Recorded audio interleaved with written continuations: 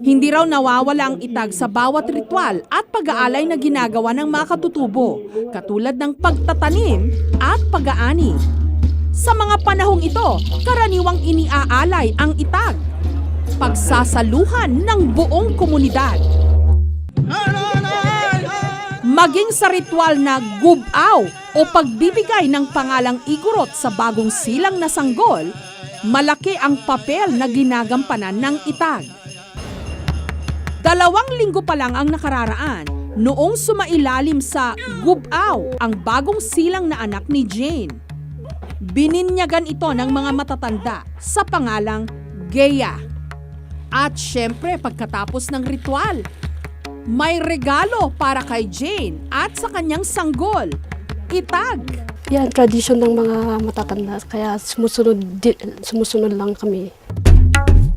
Si Davis naman, malaking biyaya ang turing sa itag. Ito kasi ang pinagkukunan nila ng ikinabubuhay. Pero nalulungkot daw siya na masyado na itong na-commercialized. Dati kasi, tuwing may espesyal na okasyon lang naghahanda at nakakatikim nito. Pero dahil dumami na ang nag-aalaga ng baboy, at naging mabenta na rin ang itag pati sa mga balikbayan at mga turista, napilitan daw silang pabilisin ang proseso ng paggawa nito. Ay, yung dati yung slow process, parang slow process yun. 2 months, 6 months, parang gano'n. May ano pa yan, 5 years Kaya nga, may sinasabing mga 5 years na itag And those are the na original. Ang itag na gawa ni Davis, ibinibenta niya sa kanyang sari-sari store sa halagang 190 pesos kada piraso.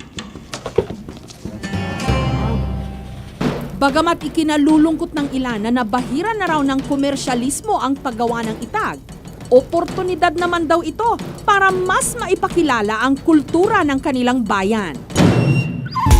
Ang culinary graduate na si Arturo, nakaisip ng paraan para raw mas maging presentable ang itag sa mga turista. Pag hindi mo susundan yung ratio, maalat.